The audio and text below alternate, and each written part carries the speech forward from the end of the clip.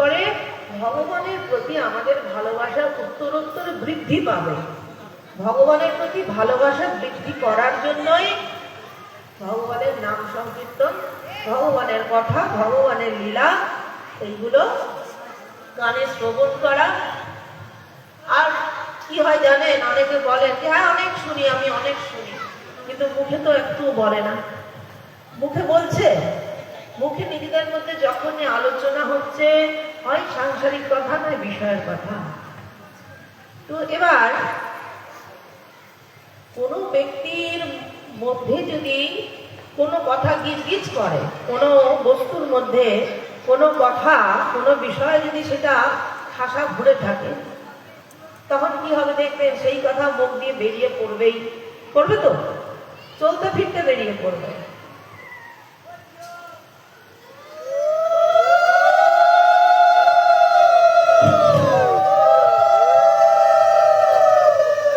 সেরকম একটা বাক্সের মধ্যে বা একটা কিছুর মধ্যে ধরুন কোথাও বারুদের কারখানা, বাজি তৈরি হয়, সেখানে বারুদের মশলা করা থাকে, তৈরি হচ্ছে। আপনি যদি ঢোকেন দেখবেন বারুদের গন্ধ আপনি আসছে, বারুদের যে গন্ধটা আপনি আসছে। দেশলাই জ্বালাবেন, ওকে আলাদা করে বলতে হবে না যে আমি আগুন, আমি বারুদ। বারুদের গন্ধ দেখবেন আগুন জ্বলার সঙ্গে সঙ্গে দেখবেন নাকে একটু হলেও আসে। যেখানে বারুদের সেই রকম যদি কোনো ব্যক্তি সত্যি শুদ্ধ মন নিয়ে ভগবানের কথা শুনে থাকেন, সেইগুলোকে মনে মনে ভাবেন, সেইগুলো চিন্তা করেন অহর্নিশি, বলতে পারেন এটা একটা পাগলাম। যারা দেখবেন খুব ভালো নৃত্যশিল্পী হয়, ভালো যারা গায়িকা হয়, ভালো যারা ছবি আঁকে, শিল্পী, এটা একটা শিল্পী। এটা ভগবান হচ্ছেন পরম শিল্পী। কেন? গোবিন্দ, রাধা গোবিন্দের নৃত্য গীত কোনো সময় দেখেছেন এরকম লম্বা হয়ে দাঁড়িয়ে আছে, চোখ মুখ কোনো ভাবলেশীন। ভগবানের নৃত্যের ধাপ, ভগবান নৃত্যের সঙ্গে প্রেম করেন, সঙ্গীতের সঙ্গে প্রেম করেন। পুষ্পমালা শৃঙ্গার, তার শৃঙ্গার রসের মধ্য দিয়ে জীবকে আনন্দ দান করেন। সুন্দর করে নৃত্য করছেন, অঙ্গভঙ্গি করছেন, কানে কুণ্ডল করছেন, বিভিন্নভাবে সজ্জা করছেন, যে ভগবান এই যে কস্তুরী তিলকম ললাট পটরে বক্ষস্থলে কৌস্তবম নাসাগ্রে বড় মৌক্তিকম করতলে বেণু করে কঙ্কনম সর্বাঙ্গে হরিচন্দনম সুললিতম কণ্ঠে চ মুক্তা বলিং গোপশ্রী পরিবেষ্টিত বিজয়তে গোপাল চূড়ামণি। এই কি করছেন? রাধারানীর সঙ্গে তাহলে গোপীগণ করছেন, নৃত্য করছেন, নর্তন, কীর্তন নর্তন করছেন, আর মধ্যে রয়েছেন রাধা মদন মোহন। গোপীগণ ঘিরে ঘিরে নর্তন, তাহলে ভগবান বড় শিল্পী। দাঁড়াচ্ছেও দেখো, সোজা মাটা সাধারণ মানুষ কিভাবে দাঁড়ায়, ভগবানের দাঁড়ানোর কায়দাটাও কখনো ঘাড় বেঁকিয়ে, রাধারানীও দাঁড়ান যে দেখবেন পুষ্প চয়ন করেছে, মাথাটা এইদিকে, হাতটা, এদের মধ্যে শৈল্পিকতা, সৌন্দর্য, শৈল্পিকতা, আকর্ষণ। প্রেমের ধর্ম হচ্ছে যেখানে প্রেম সেখানেই আকর্ষণ। তো ভগবান হচ্ছে বড় শিল্পী, তাই ভগবানের যে প্রকৃষ্ট ভক্ত হবেন তার মধ্যে শিল্পী সত্তা থাকবে। শিল্পী সত্তা কি? ভগবানকে ভালো ভালো কথা বলে শোনাবেন, ভালো ভালো মালা গেঁথে রান্না করে কথা কীর্তন হবে। 64 প্রকার ভজনাঙ্গের মধ্যে যাই করা যাক, কথা এবং কীর্তন, অর্থাৎ ভগবানের নাম, ভগবানের কথা বলা এবং শ্রবণ, গান করা, এটা সব কিছুর সঙ্গে। রান্না করছেন, মনে মনে গুনগুন গুনগুন করে নাম হচ্ছে, ফুলের মালা গাচ্ছেন, তখনও নাম হচ্ছে। যে বনমালাটি আমি গাঁথিছি কার জন্য? বিনোদ ফুলের বিনোদ মালা। কে করবে আমার বিনোদ বিনোদ ফুলে? ভগবান বলছেন কোন বিনোদিনী গাঁথিল মালা বিনোদ বিনোদ ফুলে। ওই মালতীর মালা গাঁথা হচ্ছে আর মনে মনে ছন্দ গাচ্ছে। তো এইরকম ছন্দ, সুর, তাল, লয়, প্রেম, এগুলো প্রেমেরই পরিভাষা, এটা শিল্পী সত্তা। তো ভগবান হচ্ছেন বড় শিল্পী। তাই তার ভক্তদের মধ্য দিয়ে, ছন্দের মধ্য দিয়ে, কথার মধ্য দিয়ে তিনি বারবার জীবকে আকর্ষণ করেছেন যে ওরে জীব তুমি আমার দিকে আসো।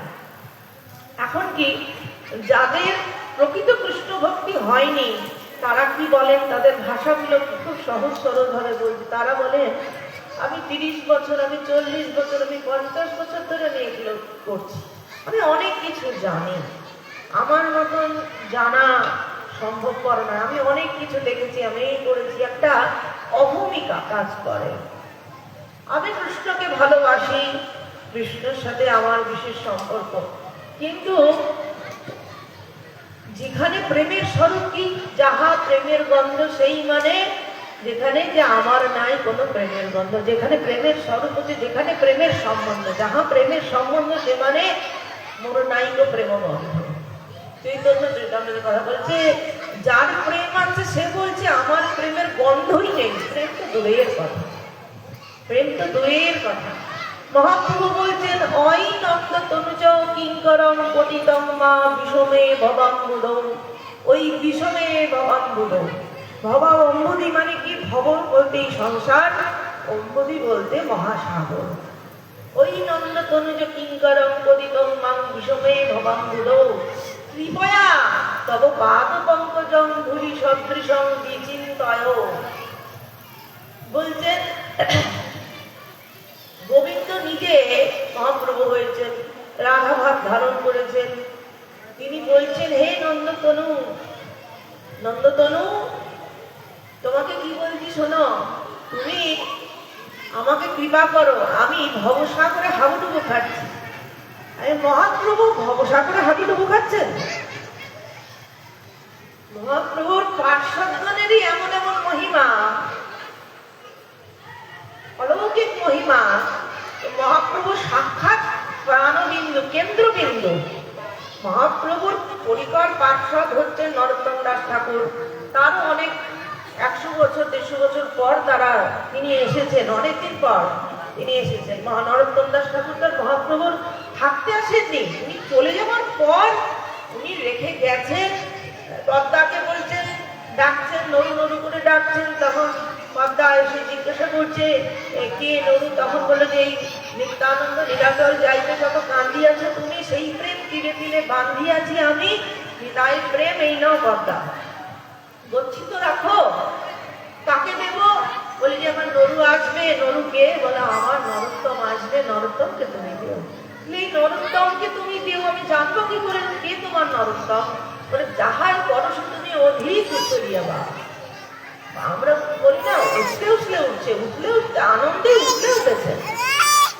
সত্যি করে আনন্দ হলে উঠলে ওঠে। এই আনন্দ উঠলে যে ওঠে, তাই কার পরশে কার উঠলে উঠবে? পদ্মা ভক্ত সাক্ষাৎ নিত্যানন্দ প্রেমের পরশে পদ্মার তরঙ্গ দেখা যাবে, আনন্দ তরঙ্গ, প্রেম তরঙ্গ। সেই প্রেম তরঙ্গ যখন তারপর সে দেখুন, প্রেম আসার আগে প্রেম তরঙ্গ কেমন, এটা ভেবে দেখেছেন? মহাপ্রভু পদ্মাকে বলছেন যার স্পর্শে তোমার শরীরে ঢেউ উঠবে। তাহলে সে কিছু নিয়ে এসেছিল, তার স্পর্শে পদ্মার ঢেউটা উঠবে কেন? পদ্মার আনন্দ লহরী উঠবে কেন? এটাও তো কথা। তাহলে সে কিছু প্রেম নিয়ে এসেছিল আর কিছু প্রেম রাখা ছিল।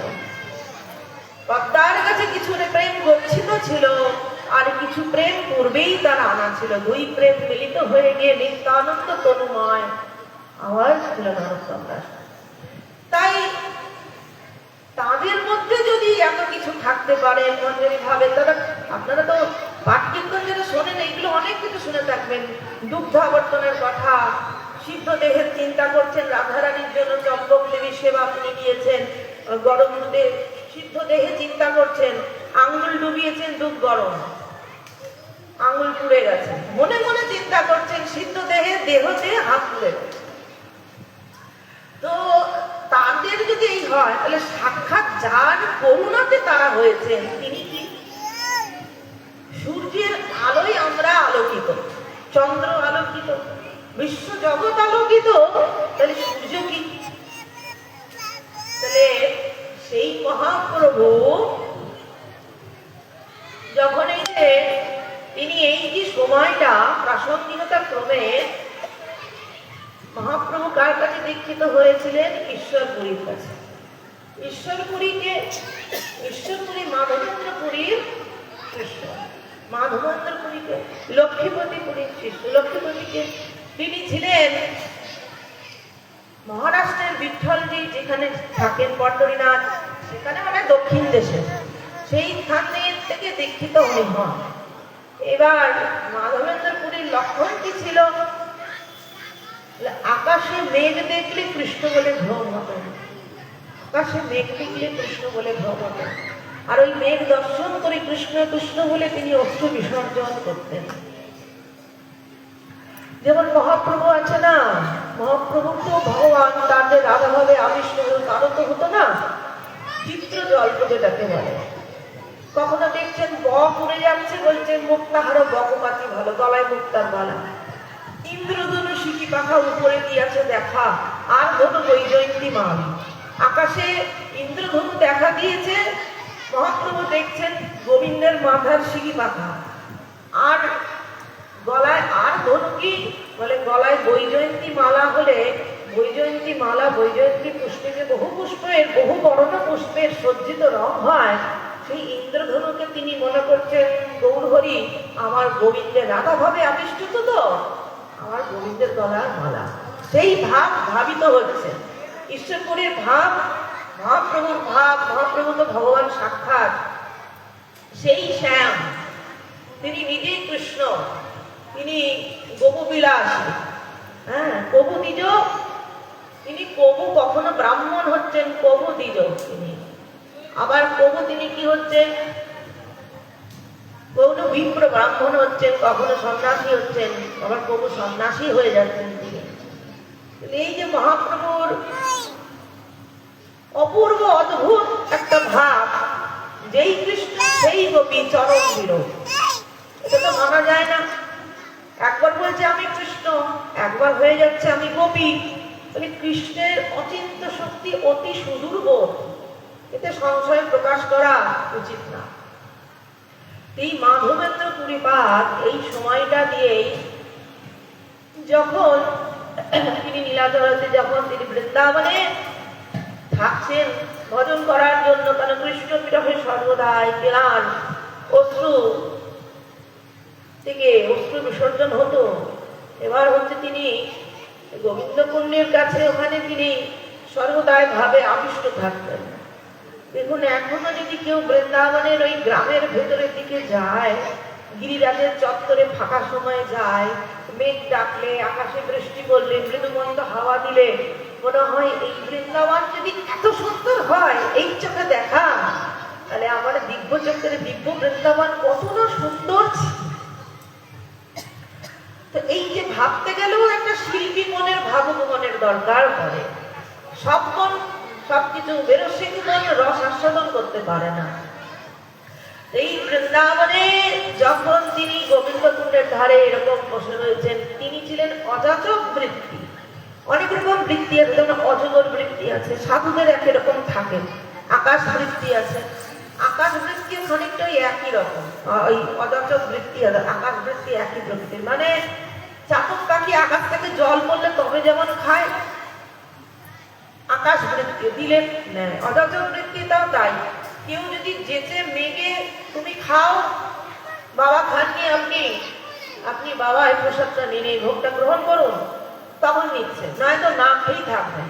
এটা হচ্ছে অযাচক বৃত্তি। আর অজগর বৃত্তি একটা আছে। তাহলে অজগর বৃত্তি মানে কি? সাধক যাচ্ছেন, পরিব্রাজক, এদেশ থেকে ওদেশ, বন থেকে জঙ্গল ঘুরে বেড়াচ্ছেন, তীর্থ থেকে তীর্থ, ধাম, নদী, পাহাড়, পর্বত। এবার যেতে যেতে কি হচ্ছে, কোথাও আহার আছে, কোথাও নেই। যেখানে আহার আছে সেখানে একসাথে অনেকটা আহার করে নিচ্ছেন। কেন? সাধক পাচ্ছেন যে পরের দিন যদি 3 দিন 4 দিন 5 দিন 6 দিন নাও খাওয়া থাকে, অজগর যেমন একবারে খেয়ে নেয়, 6 মাস খেয়ে পেটের মধ্যে রেখে দেয়, বাকি 6 মাস ঘুমায়, সেরকম এরকম সাধকদেরও প্রবৃত্তি আছে। ওই নিয়ে নিলেন, ভেতরে হাঁটা শুরু হয়ে গেল, এটা অজগর বৃত্তি বলে। তো উনি ছিলেন অযাচক বৃত্তি। মানে যাচনা করবেন না। এদিকে গোবিন্দ দেখছেন, গোপাল দেখছেন, এই তো আমার ভক্ত না খেয়ে চলে যাবে। তখন তিনি এক ঘটি দুধ নিয়ে, 1 লোটা দুধ নিয়ে এসে বলছেন, বাবা তুমি এটা খাও।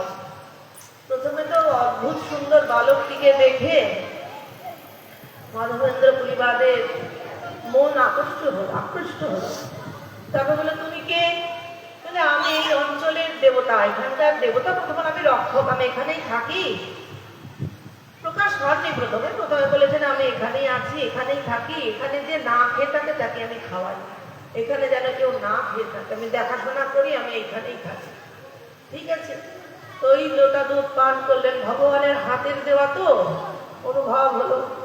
স্বপ্ন দর্শন করছেন, সেই বালক এসেছে।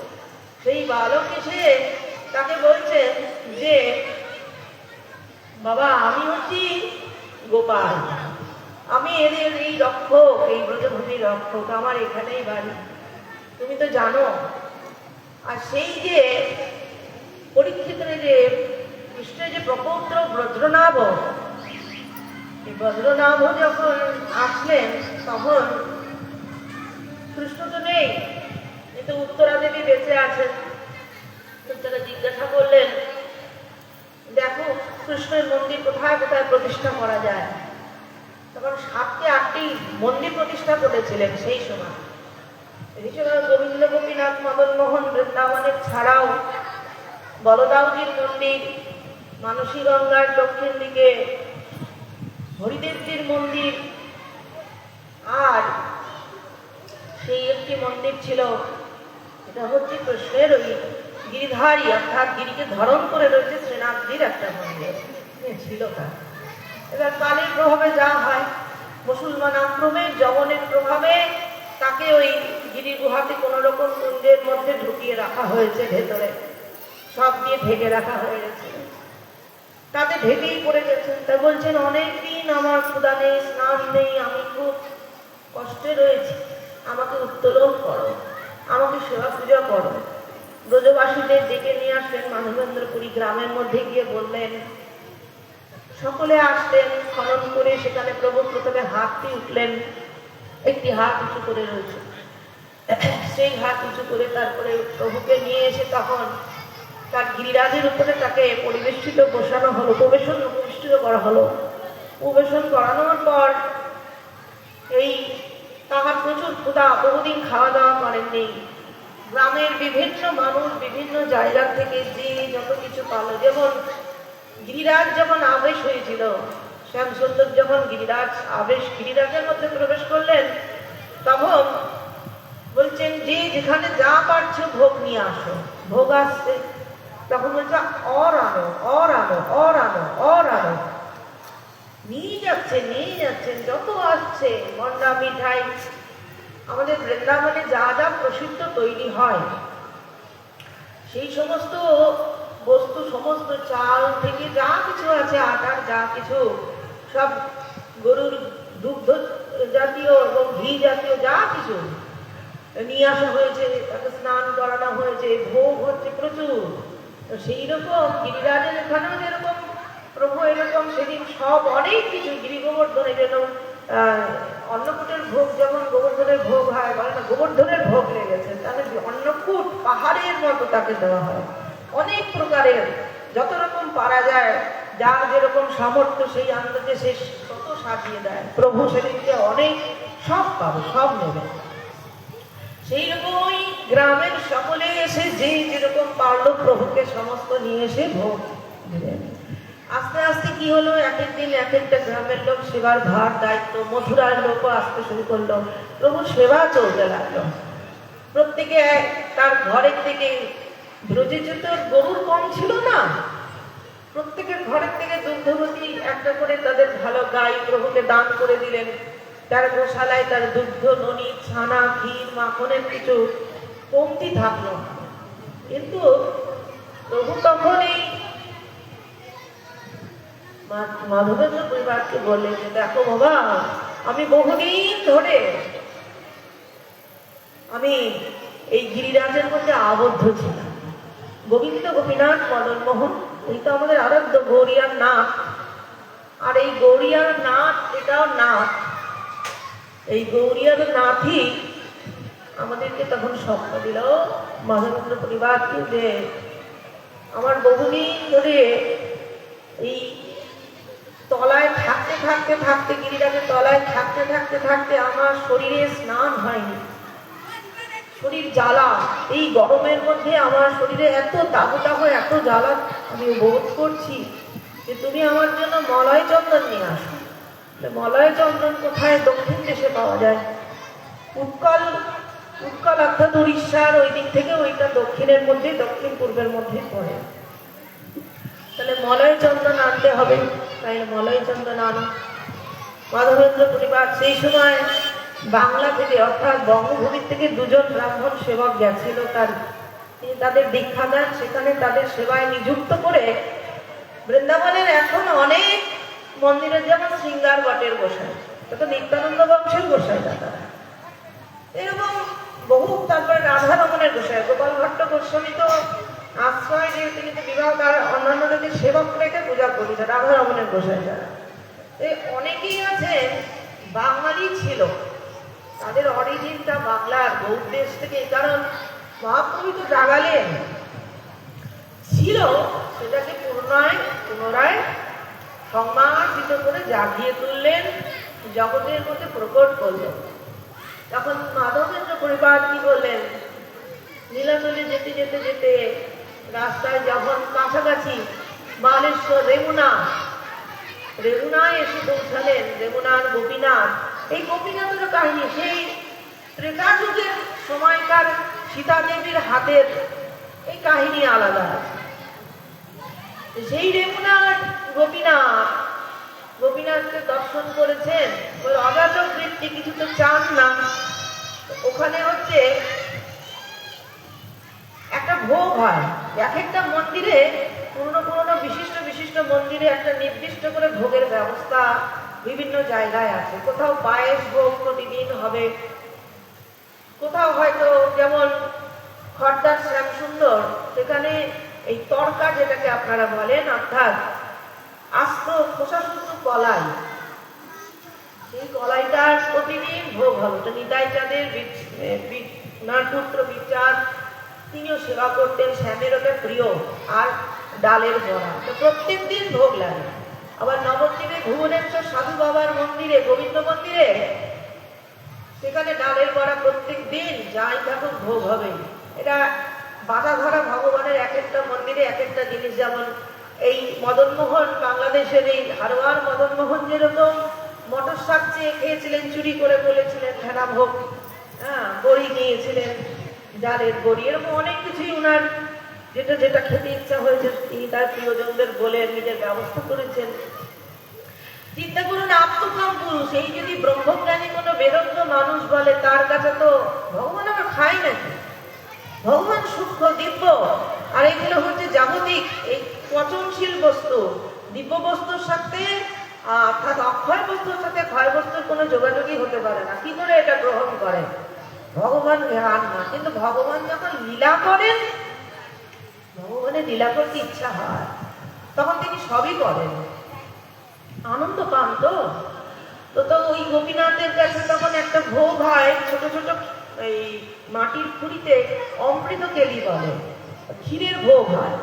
তো সেই ক্ষীর ভোগ 12টা ক্ষীর ভোগ হয়, খুঁড়ি, তার একটু ইচ্ছা হয়েছিল। পুরোহিত যখন পূজা করে সবার হাতে হাতে দিচ্ছিলেন, সবাই চায় তো প্রসাদ বলে, একটু আকাঙ্ক্ষা করে, যে যে সামনে থাকে তার হাতে হাতে হয়তো দেওয়া হয়। আর দেখবেন এখন মানুষের ভিড় বেড়েছে, মানুষের কিন্তু জায়গায় জায়গায় মহোৎসব, জায়গায় জায়গায়, আমি তো ছোট জীবনে অভিজ্ঞতা মোটামুটি দেখেছি, হিরিতে করেও মানুষ অনুষ্ঠান করে ব্যঞ্জ বাজনা নাচার জন্য, মানে একটা বাড়িতে যেমন বিয়ে একটা উৎসব হয় না, ওইরকম করার জন্য এইটাকে ব্যবহার করেন। তবু কিছু ভালো, কিছু এই নাই মামার থেকে কানা মামা ভালো, কিন্তু এতে আন্তরিক যে প্রেম, ভালোবাসা, সমৃদ্ধি ভগবানের প্রতি, ওটা স্থির না হলে, চিত্তের ভূমিটা যদি পরিষ্কার সংমার্জনা না হয়, প্রত্যহ ভগবানের নাম কীর্তন যদি সেই অভ্যাস প্রীতি হবে। তার প্রীতি যদি না হয়, প্রীতি না হলে অভ্যাসে হবে না। অভ্যাস এমনি বললেও হয় না। আপনি একটা জিনিস অভ্যাস করছেন, আপনার ভালো লাগে না, যে তিনি অভ্যাস করছেন সেইটার যখন আপনার অভ্যাস হয়ে গেল, সেইটার ভালোবাসা একরকম, আর আপনি ভালোবেসে সেটাকে ক্রমাগত করে যাচ্ছেন, সেটাকে আপনি ছাড়তে পারছেন না, সেটা একটা আলাদা। তাই তো? একটা হচ্ছে আপনি জেদ করে এটাকে আমি করেই ছাড়বো, এটা একটা আসরিক প্রবৃত্তি। আমি জোর করে সাধু হয়েই ছাড়বো, মহাত্মা হয়ে ছাড়বো, গুরু হয়ে ছাড়বো। আমি জোর করে, গুরুদেব কি করেন সেটাই আমাকে করতে হবে। এটা হচ্ছে আসরিক প্রবৃত্তি, এটা হচ্ছে আসরিক প্রবৃত্তি। কিন্তু ভালো লাগে তাই করি, প্রমাণ করার জন্য নয়। ভালোবাসি তাই বাসি, কেন বাসি জানি না। এইটা ভালোবাসা আলাদা। তার জন্য সে পরিশ্রম করে, তার জন্য মালা জপ করে, তার জন্য পাঠ শোনে, তার জন্য গান করে, তার জন্য প্রভুকে দেখে, প্রভুকে পাওয়ার জন্য ছুটে যায়। এই বস্তু এটা আলাদা। নিত্য সিদ্ধ, কৃপা সিদ্ধ, সাধন সিদ্ধ, তিন প্রকারের পার্শ্বদ ছাড়া এগুলো হয় না। সাধারণ জীবের এটা হয় না, বিষয় জীবের হয় না, গলায় মালা তিলক করলেও হয় না, বহু সময় লাগে। তো সেখানে সেই প্রভু যখন মনে মনে ভাবলেন যে যদি একটু পাওয়া যেত, থাক, পেলেন না, কি করবেন? জঙ্গলের ভেতরে কি হাটের মধ্যে গিয়ে সেখানে গিয়ে তিনি নাম কীর্তন, রাত্রে নাম কীর্তন করছেন, একাকী নাম কীর্তন করছেন, ভগবানের নাম কীর্তন করছেন। যে পরের দিন আবার আস্তে আস্তে দুদিন একদিন হয়তো থাকতেও পারেন, থেকে নীলাচলে যাবেন। এদিকে মধ্যরাত্রে পুরোহিতকে স্বপ্ন দিয়েছেন, গোপীনাথের পুরোহিতকে গোপীনাথ স্বপ্ন দিচ্ছেন। আমাদের তো কত রকমের স্বপ্ন আসে, আর গোপীনাথ স্বপ্নে এসে বলছেন যে আমার ভক্ত এসেছে, তুই ভক্তের জন্য তুই ক্ষীর দিসনি, আমি লুকিয়ে রেখেছি, আমার কাপড়ের হাতের নিচে কাপড়ের মধ্যে ক্ষীর লুকিয়ে রাখা আছে, সেই খুঁড়িটি তুই আমার ভক্তকে দে। বলে আমি তোমার ভক্তকে দিই? বলে হ্যাঁ, তিনি চাননি, তুইও দিসনি, তিনি অযাচক বৃত্তিতে থাকেন, তিনি আমার প্রকৃষ্ট ভক্ত। কি নাম? মাধবেন্দ্র পুরীপাদ। বলে তাহলে মাধবেন্দ্র পুরীপাদ চিনবক বলে এই নাম নিয়ে ডাক। তাড়াতাড়ি স্নান করে তিনি আগে মন্দিরে প্রবেশ করেছেন, করে দেখছেন ঠিক তাই, প্রভুর যে বংশী ধারণ করেছেন, যে হাতটি রয়েছে, হাতের উপরে যে কাপড় রয়েছে, কাপড়ের দিক দিয়ে ঝোলার মতন সেইখানে একটি খুঁড়ি লুকানো। দেখুন ব্রজলীলায় গোবিন্দ চুরি করেছেন। চুরি করাটা গোবিন্দের অভ্যাস, সবচেয়ে নিন্দনীয় কাজ, তাই না? এই আমরা বলি চোর, চুরি, চুরি করে, চুরি ডাকাতি নিন্দনীয় কাজ। আর গোবিন্দ কি রামলীলাই আমার নাম, বলে নিন্দনীয় গুলোকে বন্দনীয় করবো আমি। করতুম অকর্তুম অন্যথা করতুম সমর্থবান ইতি প্রভু। যেটা মনে করে করা যায় করণীয়, যেটা করা যায় না অকরণীয়, সেটা সবই আমার সামর্থ্যবান প্রভু করতে পারেন। একটা পুরুষ যদি বহু নারীর সঙ্গ করে তাকে কি বলবে? ব্যভিচারী। কিন্তু কৃষ্ণ ব্রহ্মচারী। কৃষ্ণ শত নামে রয়েছে, কৃষ্ণকে ব্রহ্মচারী বলা হচ্ছে। তাহলে শতকোটি গোপীকে তিনি গ্রহণ করো, তিনি ব্রহ্মচারী। বলে হ্যাঁ, তিনিই হতে পারেন। তিনি একাধারে গোপী হতে পারেন, একাধারে কৃষ্ণ হতে পারেন, তিনি একাধারে ব্রজভূমি হতে পারেন, তিনি রাধা, তিনি কৃষ্ণ, তিনি একে অনন্ত হতে পারেন, আর একে আবার বহু হতে পারেন। এই একে বহু, একে অনন্ত বলে লীলা আস্বাদন করার জন্য কৃষ্ণের এই সমস্ত কর্মের পিছনে বহু কারণ থাকে। ভগবান কৃষ্ণ যখন এই সমস্ত কর্ম করেন, এই কর্মের পিছনে ভগবান খুব বুদ্ধিমান। মেয়েদের দেখবেন আবেগপ্রবণ মন, পুরুষের মন হচ্ছে বিচার বুদ্ধিযুক্ত বেশি, আর মেয়েদের মন আবেগপ্রবণ, স্নেহশীলতা বেশি। এই বিচার বুদ্ধি কি সব প্ল্যান মাফিক, যা করছেন প্রথমে মনে হচ্ছে এরকম, ওই পরে কারণ থাকে। তো যখনই কৃষ্ণ, এই জন্য রাধারানী কৃপা আগে পাওয়া যায়। রাধারানী অত পারফেকশন দেখেন না, ভালো জপ কত করেছে, পাঠ করেছে কিনা, দান করেছে কিনা, পরিক্রমা দিয়েছে কিনা, হ্যাঁ ভালো ভালো কাজ করেছে কিনা। এই জন্য রাধারানীর চরণ ধরা এমনির জন্য না। এই রাধারানীকে তখন ভোলা ভালো, তো স্বরূপটা ভোলা ভালো। তিনি তো পরম, তার মতন বিদুষী কে হতে পারে? তিনি সাক্ষাৎ কি বলো পরমেশ্বরী, তার থেকেই সবকিছু সৃষ্টি, তার মতো তো কেউ হতে। কিন্তু তিনি আবেশটা নিয়েছেন সাধারণ ব্রজের গোয়ালিনী, ব্রজ বালিকা, বন বালিকা, বৃন্দাবন কিশোরী। তিনি বৃন্দাবনের কিশোরী, বৃন্দাবন বাসিনী, বৃন্দাবনের বালিকা, বৃষভান রাজনন্দিনী। তিনি কৃষ্ণপক্ষ বিলাসিনী। এখানে তার ভাবটা আলাদা, তাই তিনি সহজ সরল তিনি থাকেন। এইবার ওই ছুরিটি দেখছেন ঠিক ঠাকুরের নিচে ভেতরে ঢোকানো। ভগবানের নাম ওখানে হয়ে গেল কি ক্ষীরচোরা গোপীনাথ। ওখানকার গোপীনাথের নাম কি হয়ে গেল? এই মাধবেন্দ্র পরিবার চুরি করে, তার জন্য চুরি করেছিলেন, তার জন্য তার নাম হয়ে গেল ক্ষীরচোরা গোপীনাথ। ব্রজের কৃষ্ণ, ব্রজে বসন্ত নবনীত চৌরম, ব্রজে তো নবনীত চুরি করত, কিন্তু গোপাঙ্গনার্চ ভূকুলম চৌরম, শ্রী রাধিকায় হৃদস্য চৌরম, শ্রী রাধারানীর হৃদয় চুরি করেছেন, গোপাঙ্গনাদের দুকুল চৌর করেছেন, অনন্ত পাপরাশি চুরি করেছেন। সেই চুরি করতে করতে এখানে এসে ভক্তের জন্য চুরি করে রেখে দিলেন। লীলা করবেন, লীলাময় প্রভু। সেই লীলাময় প্রভু তখন যখন ওই পুরীটি পেলেন, তখন এই রাত্রিবেলায় গিয়ে তার নাম করে ডাকতে ডাকতে ডাকতে পুরোহিত লীলাময়ের প্রভুর কৃপায় মাধবেন্দ্র পরিবারকে খুঁজে পেলেন। উভয় উভয়ের প্রতি দর্শন করে ক্রন্দন করতে লাগলেন যে আপনি এত বড় প্রভুর কৃপাপাত্র, এত ভজনানন্দী আমি বুঝতে পারিনি। তিনিও ক্রন্দন করছেন। এটা একটা বিশাল বোঝার বিষয়। ভগবান যার সাথে স্বপ্নে কথা বলছে, যদি অন্যের জন্য হলেও কথা বলে, যে পূজারীকে দর্শন দিয়ে কথা বলছেন, তাহলে তার সাথে কথা তো বলছেন, যে কথাই বলবে। কেউ যদি বলে আমি না ওকে খুব ভালোবাসি, তুমি জানলে কি করে না আমার কাছে বলেছে, তার মানে তোমার সাথে কথা হয়, এটাও তো বিরাট ব্যাপার। তার সাথে কথা হওয়া কম কম ব্যাপার না। দুজনেই শ্রেষ্ঠ ভক্ত, তো প্রভু যাকে দিয়ে যা করাবেন। তখন মাধবেন্দ্র পরিবার ভাবতেন যে একান্ত ভজনের একটা আনন্দ আছে, আবার বহুজন সঙ্গে নিয়ে একটা ভজন, সেটা আলাদা। প্রথমে একান্তি ভজন, একান্তি ভজন করতে করতে সঞ্চয় হতে হতে অনেক সঞ্চয়, বহু জন্ম চলে যায়। অনেকে ভাবে এই যে যেমন একটা সুসম্পন্ন ঘরে জন্ম নেওয়ার ব্যাপারটা নিয়ে একটা, এটা নিয়ে আমি বলি, আমি যতটুকু ক্ষুদ্র জীবনে আমার শ্রী গুরুদেবের কাছ থেকে অন্যান্য সাধুগুরু বৈষ্ণবদের মুখনিসৃত পাঠ এবং গ্রন্থের মাধ্যম দিয়ে যতটুকু জানতে পারি, যে বহু এক জন্মে কৃষ্ণের প্রতি আগ্রহ হয় না।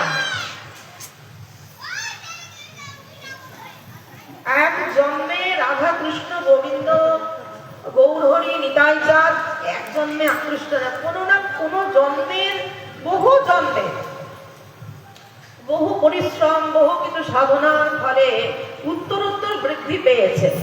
হ্যাঁ, বৃদ্ধি পেতে পেতে পেতে তখন একটা সুন্দর জন্ম, সেইখানে সব সময় যেন ভগবানকে ডাকার অনুকূল পরিবেশ তিনি তখন দান করেন, যাতে সর্বভাবে সেই ওই পরিবেশ থেকে যদি মুক্তও হয়ে যেতে চায়, ভগবান ঠিক তাকে ঘুরিয়ে নিয়ে এসে আবার তুই কোথায় যাবি, চল তুই আমার না, তোকে আমি অঙ্গীকার করে এনেছি, তুই আমাকে বুঝবি, তুই আমাকে ডাকবি, তুই বিষয় ভজন করার জন্য তোমার জন্ম না, তুমি সংসারী জীব হয়ে থাকার জন্য তোমার জন্ম না, তুমি পুরুষের কীট অর্থাৎ মলের মধ্যে যে পোকা থাকে কৃমি কীট হওয়ার জন্য জন্ম না, তুমি পদ্মের মধ্যে থাকো, পদ্ম মধু পান করো, তার জন্য তোমার জন্ম। ভগবান তখন তাকে টেনে নিয়ে আসেন। তো সেই রকম মাধবেন্দ্র পরিবার ভাবলেন যে আমি সাধন ভজন করব, কিন্তু এই লোকজন চলে আসবে, প্রতিষ্ঠা হবে, আমাকে নিয়ে হই হুল্লোড় করবে, এতে আমার নাম সংকীর্তন ভাবে বাধা প্রাপ্ত হবে। আমি আর আমার গোবিন্দ যে আমার একাত্ম হয়ে আছে হৃদয়ে, যে আমার নাথ আর আমি, এই দুজনে যে আমাদের কথোপকথন, ভালোবাসা, ভাব বিনিময়, হা কৃষ্ণ তুমি কোথায় গেলে, এই তো ছিলে, কোথায় গেলে, এই যে ভাব, তাহলে তো পাওয়া যাবে না, ভিড় হলে তো তার মধ্যে এই ভাব হারিয়ে যাবে, তাহলে এখান থেকে চলো। তিনি এখান থেকে যাওয়া শুরু করে দিলেন, নীলাচলে পৌঁছালেন, কিন্তু খবর চতুর্দিকে প্রচারিত হয়ে গেছে যে এইরকম ঘটনা, গোপীনাথ, রেমুনার গোপীনাথ তার বিশিষ্ট ভক্তের জন্য ক্ষীর চুরি করেছেন। তখন তিনি পুরীতে যাওয়ার পর সেখানেও যারা বিশিষ্ট পূজা পাণ্ডারা আছেন, পূজারী, তারা তাকে সম্বর্ধনা করলেন। সেখানেও তিনি জগন্নাথ দর্শন করলেন, থাকলেন কিছুদিন। সেখান থেকে 1 মণ চন্দন কাঠ কর্পূর রাজার দ্বারা তাকে নিয়ে যাওয়ার ব্যবস্থা করে দেওয়া হলো, মলয় চন্দন। তো সেই চন্দন কর্পূর নিয়ে আসছেন যখন গোপীনাথের দর্শন করে যাবেন, আবার প্রভু স্বপ্নাদেশ দিলেন কি, যে দেখ, আমি আর তোর বৃন্দাবনের, আমার শ্রীনাথ আর বৃন্দাবনের গোপাল কোনো পার্থক্য নেই, আমাকে এখানে দিলেই আমি এখান থেকেই পেয়ে যাব, তুই আমাকে এখানেই দে। তখন সেই চন্দন ঘষা হলো। এই যে কালকে গেল চন্দন যাত্রা, আমাদের যেমন এখানে একদিন, সাধারণ বাংলায় একদিনই চন্দন যাত্রার বিশেষ দিনটা একদিনই হয়, কিন্তু আপনি পুরী যান, বৃন্দাবন যান, দক্ষিণের দিকে যাবেন যেখানে গরম বেশি, সেখানে দেখবেন চন্দন যাত্রা চলবে, 15 দিন ধরে চলছে চন্দন যাত্রা। প্রতিদিন প্রভুকে বিভিন্নভাবে চন্দন আর ঝাড়া দেওয়া হয়, আর যে বৃক্ষের উপরে, বৃন্দাজির উপরে। এই যে গরমের দাবদাহে বিভিন্ন সুগন্ধি ঠান্ডা বস্তু, কর্পূর, যে সমস্ত খসখস যেগুলো ঠান্ডা, সেই জিনিসগুলো মিশিয়ে ঠাকুরকে গোলাপ জল, এই সমস্ত সুগন্ধি ফুল, বেলি পুষ্প, এইগুলো দিয়ে তাকে স্নান করানো হয় চন্দন। তখন ওই জল দিয়ে চন্দন মেটে তখন সেই গোপীনাথের অঙ্গে চন্দন দেওয়া হলো। সেই থেকে চন্দন যাত্রা, জগন্নাথের ওখানে রাধা মদন মোহন বিগ্রহ আছে, সেই বিগ্রহকে চন্দন সরোবর, সেই চন্দন সরোবরের মধ্যে প্রচুর পরিমাণে চন্দন দেওয়া হয়। চন্দন সরোবর থেকে চন্দনের গন্ধই বেরোয়। বিরাট সরোবর আছে, নৌকা, বিরাট বড় বড় বজরা বলে নৌকা আছে, সেই নৌকার মধ্যে সেই রাধা মদন মোহনকে তোলা হয়, নৌকা বিহার করানো হয়। এই ফুরফুরে হাওয়া দেবে, এই জলের স্পর্শে এই সুগন্ধি চন্দন কর্পূরের ইয়ে দিয়ে হাওয়াটি উঠে প্রভুর শ্রীঅঙ্গে লাগবে। প্রভু সেখানে বিহার করেন, সেখানে তার একটি ঘর আছে, ভোগ হয়, রাধা মদন মোহন অর্থাৎ জগন্নাথ বিগ্রহটি তো বড় ভারী, তাকে তোলা যায় না। এইরকম সেই প্রভুর কৃপা পাওয়ার জন্য মহাপ্রভু বলছেন, হে প্রভু, হে গোবিন্দ, হে নন্দতনু, আমি তোমার চরণে কৃপা করে তোমার ধুলি করার মতো চিন্তা করো, বিচিন করো। হ্যাঁ, আমি ধন জন নাহি মাগো, নাহি মাগো কবিতা সুন্দরী, আমি ধন জন, তাহলে কৃপা করে কি দাঁড়ো, কৃপা কি দেবা, বলে আমি কিছু জানি না, আমাকে তোমার দাস্য ভক্তি দাও, প্রেম ভক্তি দাও, কৃষ্ণ কৃপা করি। ধন জন নাহি মাগো, নাহি না ধনম না জনম সুন্দরী কবিতাঙ্গ জগদীশ কাময়ে মম জন্মনি জন্মনীশ্বরী ভবতার ভক্তি অহেতুকি তুই। হে ভগবান, অহেতুকি ভক্তি দাও তোমার চরণে, যাতে ধুলি সদৃশ, তোমার চরণের ধুলি সদৃশে, ধুলির মতো আমাকে একটু ভাবনা করো প্রভু, আমাকে একটু স্থান দাও। তাহলে ভগবান তো একটা কাজ এক কারণে করেন না, একটা কাজের বহু কারণ থাকে, বহু কারণ। দর্শন যারা করেছেন তারা এটা করেছেন বহু কারণবাদ বলে একটা ইয়ে আছে, বহু কারণবাদ। একটি কাজ মৃত্যু, মৃত্যুর কারণ বলে বহু কারণ হতে পারে। তার হৃদ বন্ধ হয়ে গেল, মানে তার হার্ট ফেল হয়ে গেছে। আবার এমন হতে পারে যে তাকে কোনো কিছুতে কামড়েছে, তার সর্বধ্বংস করেছে, তার কারণে মৃত্যু হতে পারে। পড়ে গিয়ে মৃত্যু হতে পারে, কারণ, বহু কারণ। ভগবানের যে কর্ম, কার্যটা, ক্রিয়া, ভগবান আসলেন, আমাদের আসার কেন যাচ্ছ এই করছে, ভগবানের আসার একটা কারণ হতে পারে না, বহু কারণ। এই দেখুন একটা, যদি আপনার এখানেই একজন বিশিষ্ট কোনো রাষ্ট্রপতি বা প্রধানমন্ত্রী, তার কোনো একটি ছোট কারণের জন্য কিন্তু তিনি ফিতা কাটতে আপনার মন্দিরে আসবে না। সে আপনি পাড়ার কাউকে আনতে পারবেন, কিন্তু আপনি যদি চিন্তা করেন আমি রাষ্ট্রপতিকে নিয়ে আসবো, আপনাদের যেখানকারই হোক, তারা কিন্তু এই মন্দিরে মন্দিরে ছোট ছোট দোকানগুলোতে ফিতা কাটার জন্য অনেকগুলো কারণ যদি থাকে, বিশেষ বিশেষ কারণ, তবেই কিন্তু তিনি নিজেকে প্রকট করেন। তো সেই ভগবানের কৃপা পেতে গেলে পরে কি, যে প্রভু বলে প্রেমের স্বরূপ কি, যার প্রেমের সম্বন্ধ, যাহার আছে প্রেমের সম্বন্ধ, প্রেমের স্বরূপ হচ্ছে যার প্রেমের সম্বন্ধ আছে, সেই কিভাবে মোর নাই কৃষ্ণ প্রেম বন্ধ, আমার কৃষ্ণ প্রেমের কোনো বন্ধই নেই, আমার জীবনে কৃষ্ণ প্রেম হলো না। আর এটাই হচ্ছে বিরহ। হা কৃষ্ণ কি করে তোমাকে পাবো, হা কৃষ্ণ কি করে তোমাকে পাবো, হা কৃষ্ণ। আমাদের জীবন ব্যর্থ চলে গেল, কিসের জন্য ব্যর্থ চলে গেল? ধন জন অর্থ সম্পদ সুন্দরী, নিজেদের কবিতা মানে কবিত্ব শক্তি, জ্ঞান, মানে বিদ্যুৎ ভাব, এই সমস্ত প্রকাশ করার জন্য, নিজেকে প্রতিষ্ঠিত করার জন্য আমাদের জীবন চলে গেল। কিন্তু ভগবানকে ভালোবাসার জন্য জীবন অতিবাস করা আমাদের তো হয় না। তাই আমাদের মহত্বের কথা, এই গ্রন্থের বিভিন্ন কথা, এখান থেকে ওখান থেকে এটা ওটা শুনে যদি এতটুকু বোধোদয় আমাদের হয় যে জন্ম তো বৃথা চলে গেল, যে পাইয়াও মনুষ্য জন্ম বৃথা বোমায়, ওই যে নরোত্তম দাসের ওই দুটো দুটো কথা করে করে বলি, হরি হরি বিফলে জনম গাইনু, মনুষ্য জনম পাইয়া রাধা কৃষ্ণ নাম জিয়া, জানিয়া শুনিয়া বিষ খাইনু, হরি হরি বিফলে জনম গাইনু,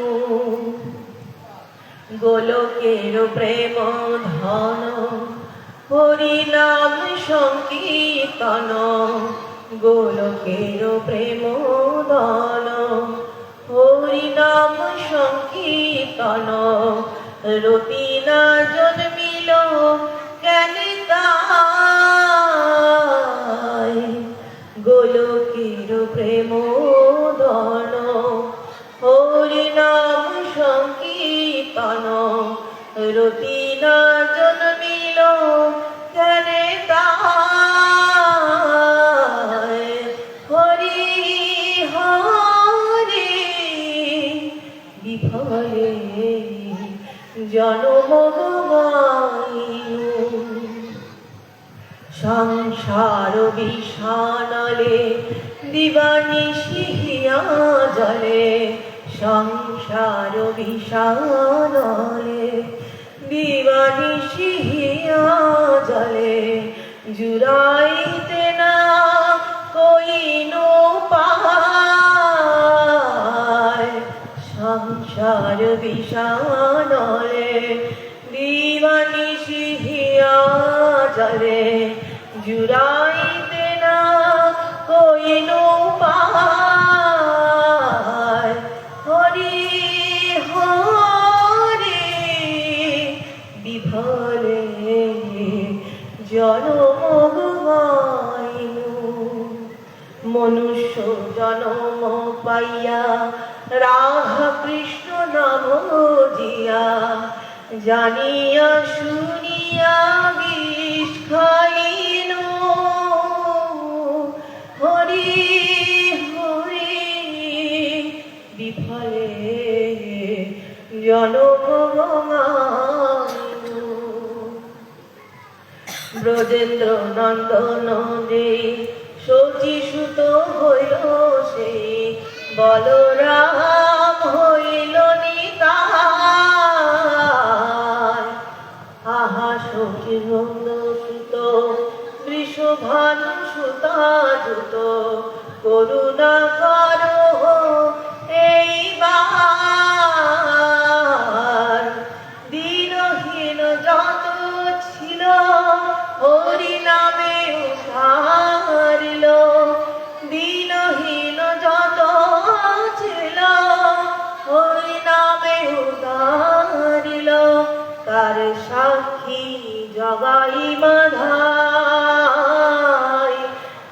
সাক্ষী জগাই মাধায় হরি হরি বিফলে জনমানিল। ব্রজেন্দ্র নন্দন যে শচী সুত হইল সে বলরাম হইল নিতাই। হাহা প্রভু নন্দ সুত বৃষভানু সুতা যুত করুণা করহ এইবার। নরোত্তম দাসে কহে না ঠেলি হরাঙা পায়ে। নরোত্তম দাসে কহে না ঠেলি হরাঙা পায়ে। তুয়া বিনে কে আছে আমার হরি হরি বিফলে জনমানিল। বিফলে জনমানিল। বিফলে জনমানিল। যেহেতু আজকে রাত্রি অনেক হয়ে গেছে, কথা শুরু হতে দেরি হয়েছে, কিন্তু